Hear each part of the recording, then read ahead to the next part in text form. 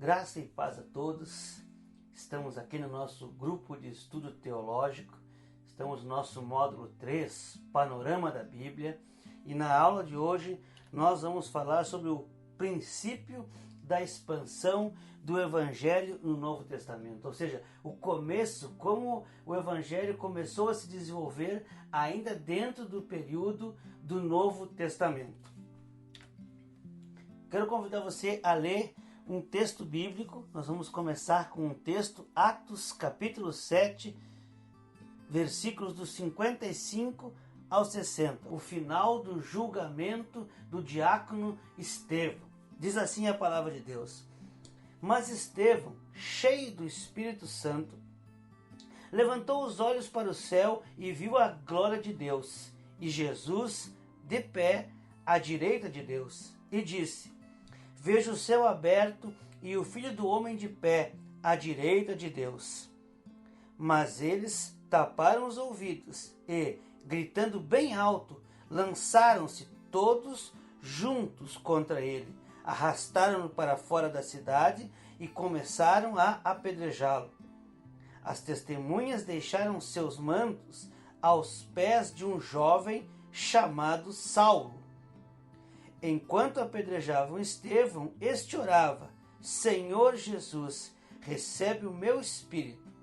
Então caiu de joelhos e bradou: Senhor, não os consideres culpados deste pecado. E dizendo isso, adormeceu. O destaque para o nosso texto aqui é: as testemunhas deixaram os seus mantos aos pés de um jovem chamado Saulo. Pela primeira vez aparece o nome Saulo. No próximo capítulo, capítulo 8 de Atos, sequência do texto, a narrativa. E Saulo estava ali consentindo com a morte de Estevão. Naquela ocasião, desencadeou-se grande perseguição contra a igreja de Jerusalém. Todos, exceto os apóstolos, foram dispersos pelas regiões da Judéia e Samaria. Alguns homens piedosos sepultaram Estevão e fizeram por ele grande lamentação. Saulo, por sua vez, devastava a igreja, indo de casa em casa, arrastando homens e mulheres, e os lançava na prisão. Os que haviam sido dispersos pregavam a palavra por onde quer que fosse.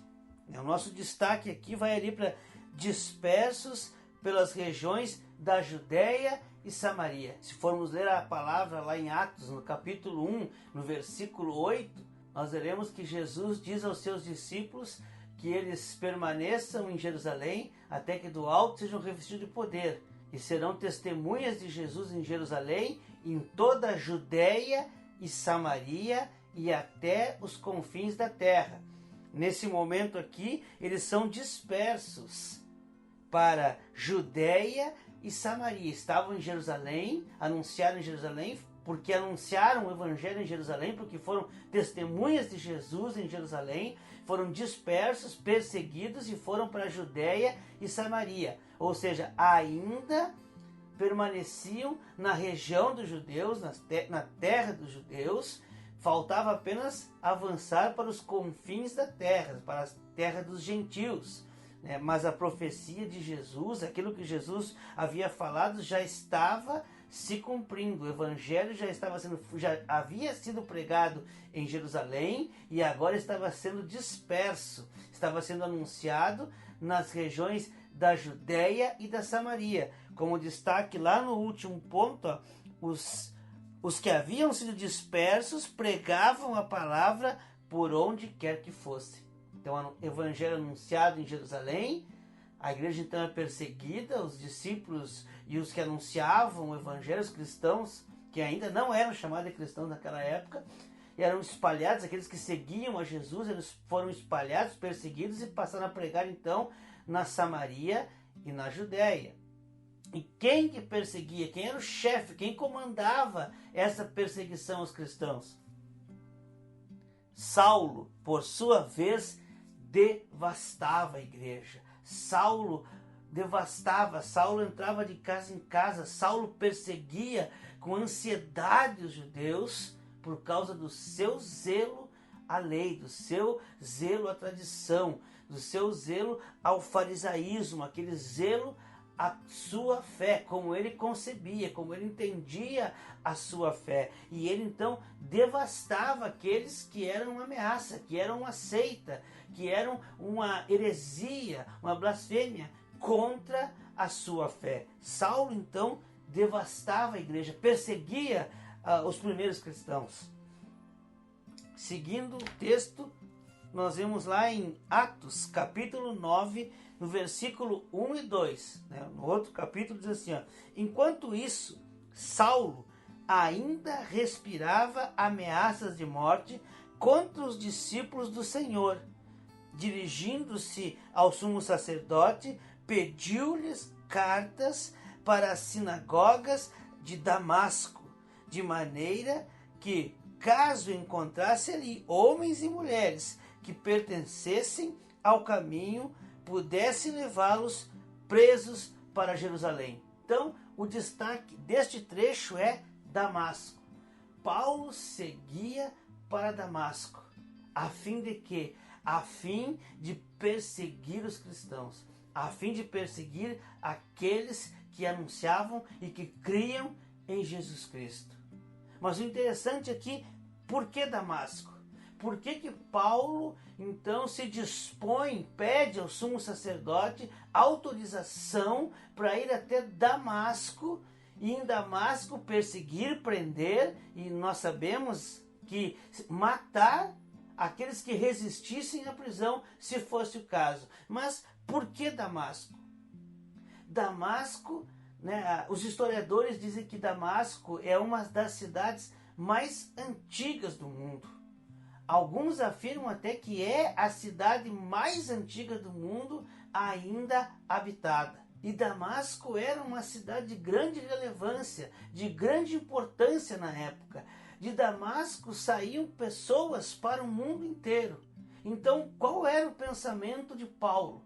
Paulo entendia que pelo grande número de judeus que moravam em Damasco, se esses judeus se convertessem ao cristianismo, se eles passassem a seguir a Jesus Cristo, ou seja, se o evangelho chegasse ali e ele prosperasse em Damasco, dali o evangelho com certeza se espalharia para o mundo inteiro. Então Paulo usa da estratégia de tentar fechar essa porta. Essa porta, podemos dizer, do evangelho para o mundo. Ele tenta chegar em Damasco, para chegando em Damasco, acabar com os cristãos que estavam lá, impedindo o avanço do evangelho naquela cidade e assim, de certa forma, impedindo que o evangelho se espalhasse pelo mundo. Porque Damasco era um centro e de Damasco saíam pessoas para o mundo inteiro. Então, né, outro dia numa aula eu ainda escutava o professor nos falando, né, sobre aquele ditado popular que diz que... Popular não, aquele ditado dos crentes, né, que diz que Deus não chama os capacitados, mas capacita os escolhidos. E o professor dizia que diante da figura de Paulo, né, que era um grande estrategista, que era uma pessoa de um conhecimento e de uma capacidade intelectual tremenda. É óbvio que nós falávamos sobre outros fatores, outros aspectos da capacidade de Paulo, mas aqui nós vimos, né, a aplicação dessa capacidade intelectual do Paulo. Não, eu vou atacar Damasco, porque se eu conseguir fechar a porta do evangelho em Damasco, o evangelho dificilmente vai se espalhar pelo mundo, porque as outras portas são mais difíceis, são gargalos. E essa aqui não, Damasco, o evangelho chegando ali, ele se espalha rapidamente para o mundo todo. Então, a inteligência, né, a estratégia de Paulo. Então, dizia que realmente ele cria que Deus capacitava os escolhidos, mas não que Deus não chamava, ou que Deus não chama os capacitados. Paulo é a prova viva de que Deus chama os capacitados, chama todos, inclusive os capacitados. E ele também falava sobre Moisés no Antigo Testamento, né, que aprendeu na corte de Faraó, depois teve mais 40 anos de intensivo com Deus diretamente, e aí Deus chama ele. Então Moisés, a grande influência do Antigo Testamento, também foi chamado estando ele capacitado. Então, né, esse ditado crentez, que Deus não chama os capacitados, mas capacita os escolhidos, talvez a parte B esteja correta. Deus capacita quando chama, mas a parte A, a primeira parte, não está correta, porque Deus chama sim os capacitados.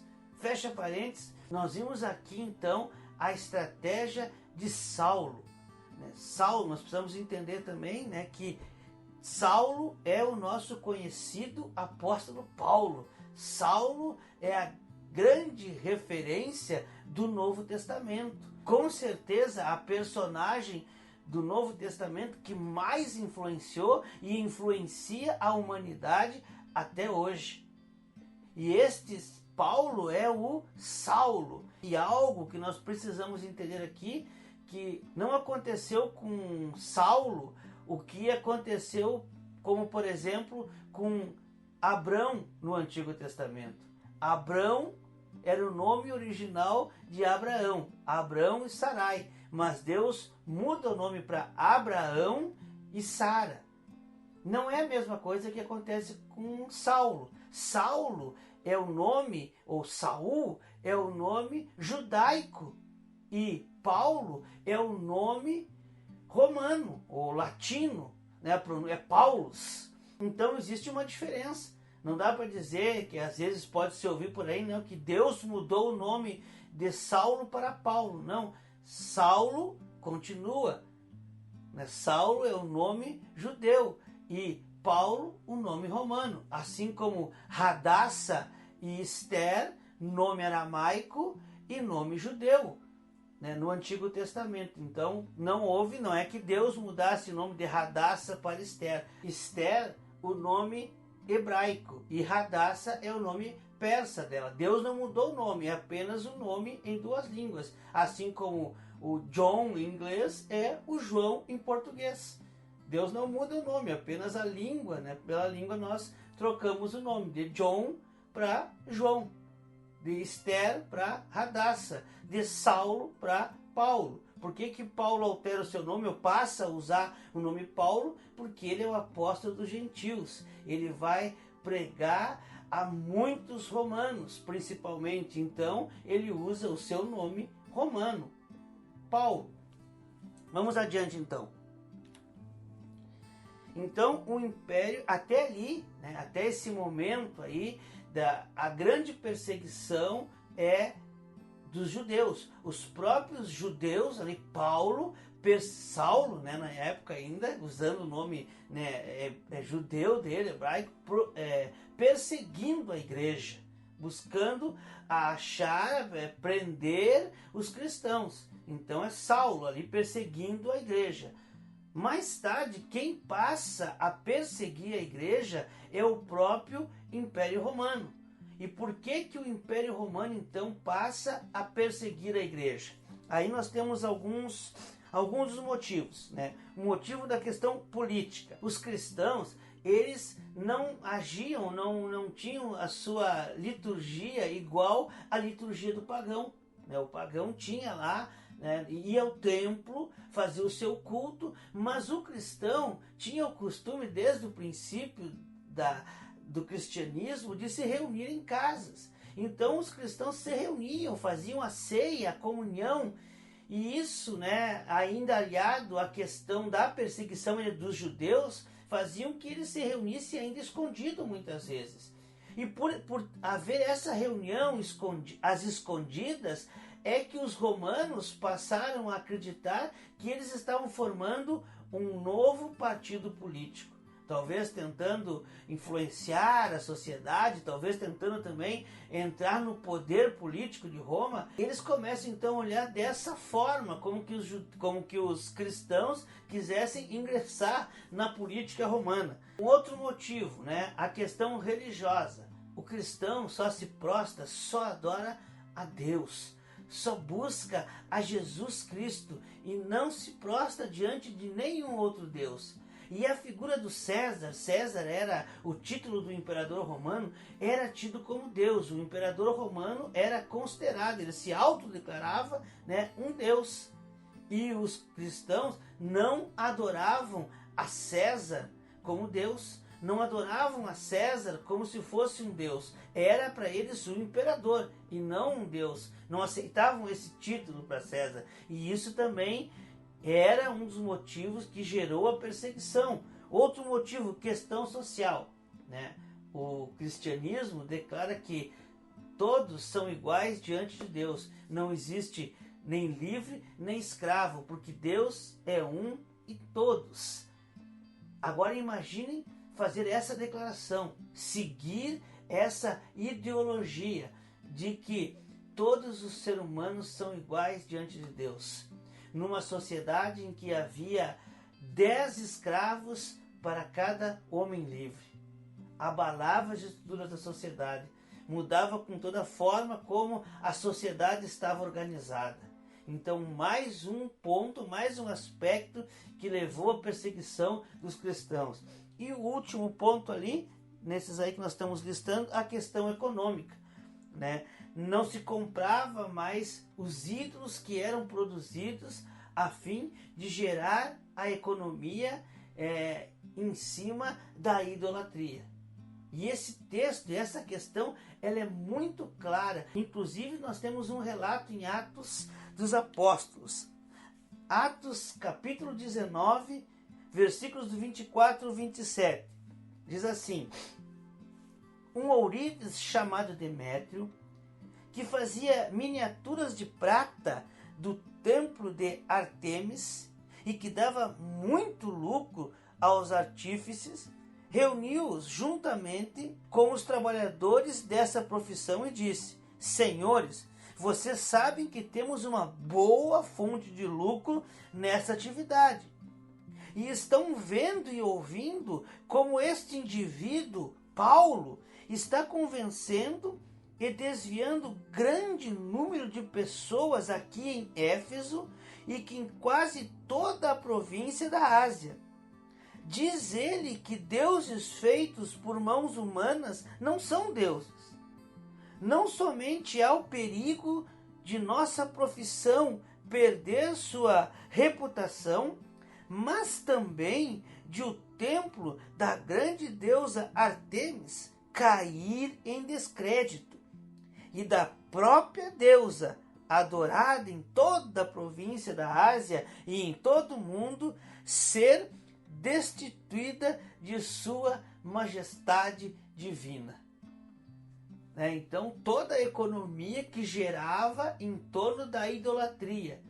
Se tirar essa questão econômica, a própria deusa cai em descrédito.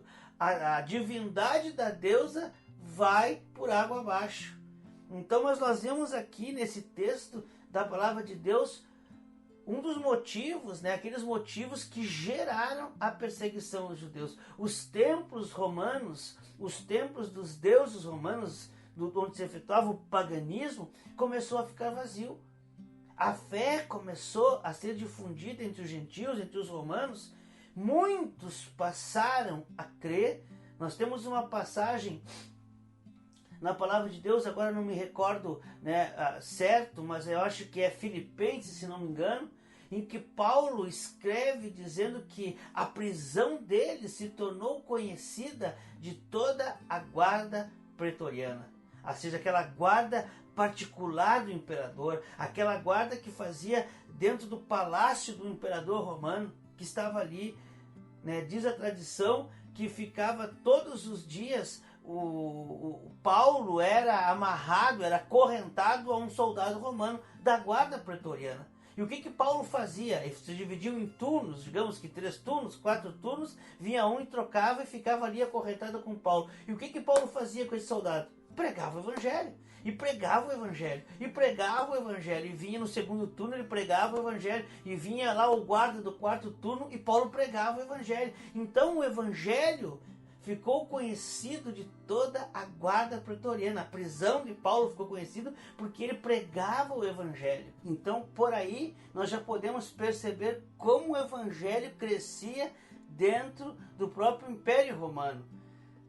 Se não me engano, nessa mesma carta, ele fala que saúdam, inclusive, os da casa de César, ou seja, as pessoas que moravam dentro do palácio, que transitavam dentro do palácio, também estavam se convertendo e saudando a outra igreja. Então cresce o evangelho por todo o Império Romano, e isso representava um grande perigo para os poderosos, como ainda hoje representa o crescimento do evangelho.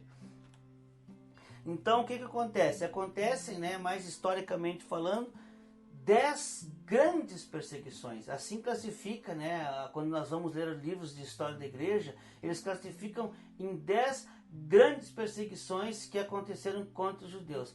A primeira, nós falamos que no início que ainda a expansão do evangelho dentro do Novo Testamento, porque como nós vimos no nosso último encontro, a formação do evangelho, a escritura das cartas, por exemplo, de todos os textos que compõem o Novo Testamento, eles vão até aproximadamente o ano de 96 depois de Cristo. Então, relata a história que por volta de 64 depois de Cristo, Nero manda colocar fogo em Roma, diz que ele ainda sobe para uma torre bem alta e fica admirando, Roma pegar fogo. Dos 14 bairros de Roma, 10 ficam totalmente destruídos. E os 4 que permanecem são onde se concentrava o maior número de cristãos. Então Nero coloca toda a culpa nos cristãos. Eles que incendiaram o restante, os outros bairros de Roma. E aí começa-se então uma grande perseguição aos cristãos. E um exemplo dessa perseguição aos cristãos, ainda relacionado ao que nós falamos agora há pouco, essa de Damasco, conta a história, dizem os historiadores, que Nero manda perseguir e matar os cristãos que moravam em Damasco. São mortos mais de 10.000 cristãos na cidade de Damasco. Como nós temos ali, são 10 as grandes perseguições. Começa com Nero e se estende até o período de mais aproximadamente 306 depois de Cristo. São 10 grandes perseguições porque são 10 os imperadores que assumem o poder nessa época em Roma. E as perseguições, geralmente, quando o imperador assumia o poder, assumia o governo, assumia o império, ele geralmente dava uma trégua. Geralmente ele dava um pouco de liberdade aos cristãos, e os cristãos voltavam a uma normalidade, voltavam a ter um pouco de liberdade, mas geralmente era pouco tempo e os imperadores começavam a perseguir os cristãos. Alguns imperadores, do início ao fim, travavam uma perseguição e uma crueldade contra os cristãos. Outros ainda havia um período de paz entre os romanos e os cristãos. Depois desse episódio do incêndio em Roma, o outro fato marcante é no ano 70, ou seja, ainda dentro do período do Novo Testamento, todos os judeus são expulsos de Jerusalém, o templo é destruído, totalmente destruído, e conta os historiadores que havia muito ouro dentro do templo. As paredes do templo eram revestidas de ouro. Nós falamos em outra oportunidade, em outra aula, sobre o templo herodiano, quando o rei Herodes reforma o templo. Ele foi conhecido pelo seu grande amor e interesse pela arquitetura, por obras grandiosas. E o templo foi reformado então por Herodes. E esse templo era muito rico, havia muito ouro dentro do templo. O que nós podemos falar então da perseguição, mais diretamente da perseguição dos cristãos? Eles eram presos, torturados, e muitos foram levados à morte. Ou seja, eles eram queimados, ou eram decapitados, ou eram jogados às feras. Mas o interessante é que o que eles precisavam fazer para serem libertos? O que eles precisavam fazer para não passarem por isso? Apenas negar a Jesus Cristo. Era só isso que eles pediam. Era feita uma denúncia, olha, aqui na casa do lado os cristãos estão se reunindo. Né? A guarda ia lá e aqueles que eles prendessem só precisavam negar a Jesus Cristo. Eles não havia um processo, não havia uma investigação, não. Foi denunciado, é preso. E para não ser preso ou para ser liberto da prisão, o único requisito, a única coisa que a pessoa precisava fazer era negar a Jesus Cristo. Galera, olha, eu nego a Jesus Cristo, eu não sou seguidor de Jesus Cristo. Era só isso. Era só isso que precisava fazer. Eles não estavam interessados em bens e nada do tipo. Eles só desejavam, eles só buscavam que a pessoa negasse a Jesus Cristo e se prostrasse diante do César. E isso não acontecia. As pessoas, os cristãos verdadeiros, os mártires, eles não eram incentivados. Nós precisamos entender muito bem isso. Eles não eram incentivados pelos seus líderes, pelos os pais da igreja naquele tempo, pelos discípulos. Eles não eram incentivados a serem torturados, a serem martirizados. Pelo contrário, eles eram orientados a fugirem. Eles eram orientados a se protegerem, não a se entregarem e serem martirizados. A orientação era fugirem, era terem prudência. Mas caso fossem pegos, deviam ser fiéis, deviam permanecer fiéis a Jesus Cristo e não negarem a Jesus Cristo. Mas se você for ver a carta de Tiago, a carta de 1 Pedro, a carta de 2 Pedro, a segunda carta de Pedro, também essas cartas são cartas, a carta aos Hebreus, são cartas que são para essas pessoas. Essas pessoas que estão sofrendo, que estão sendo perseguidas. E a orientação é: não desistam. Não desistam. Lutem, confessem a Jesus Cristo até o fim. Porque estavam vivendo essa situação. Era praticamente aceitar a Jesus, confessar a Jesus, era quase que uma sentença de morte naquele tempo. Como hoje ainda é em muitos lugares do nosso mundo. E um fato também é a destruição das Escrituras. Nessa perseguição aos cristãos, a grande maioria das Escrituras, das cópias, daquilo que se tinha de material escrito, foi perdido, foi destruído. O que eles encontravam eram destruídos. Por isso que hoje nós temos, se encontram, os arqueólogos, os pesquisadores, os historiadores, encontram muito pouco material do Antigo Testamento. Porque eles foram, durante essas perseguições, tudo foi destruído.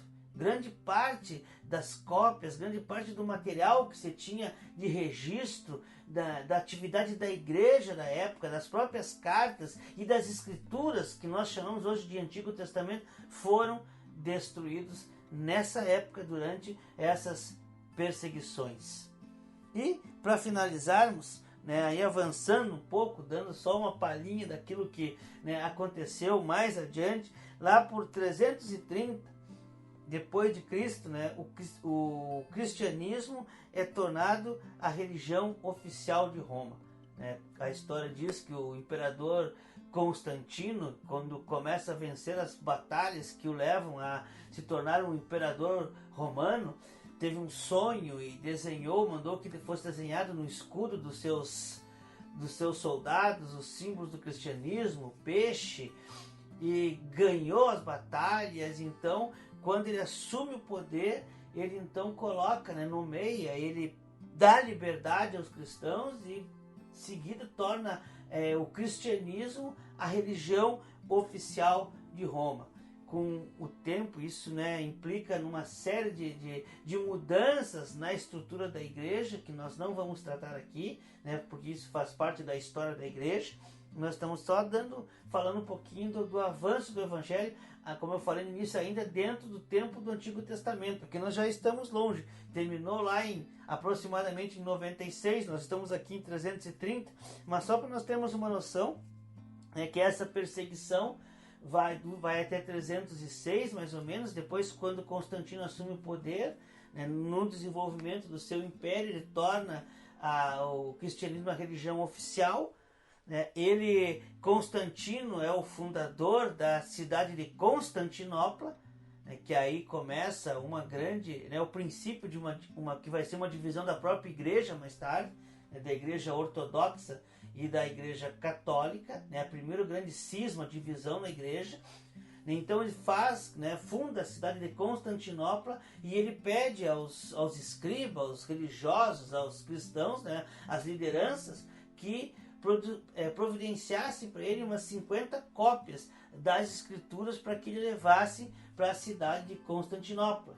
E então, né, começam a surgir mais cópias das escrituras e o povo então começa, os cristãos e outros, né, os gentios começam a ter curiosidade de saber o que eram as escrituras. Então as escrituras começam a ganhar o mundo afora. Mas isso já não é assunto para nossa aula, isso é um assunto para uma outra aula, isso já faz parte, né, da história da Bíblia, da história da igreja.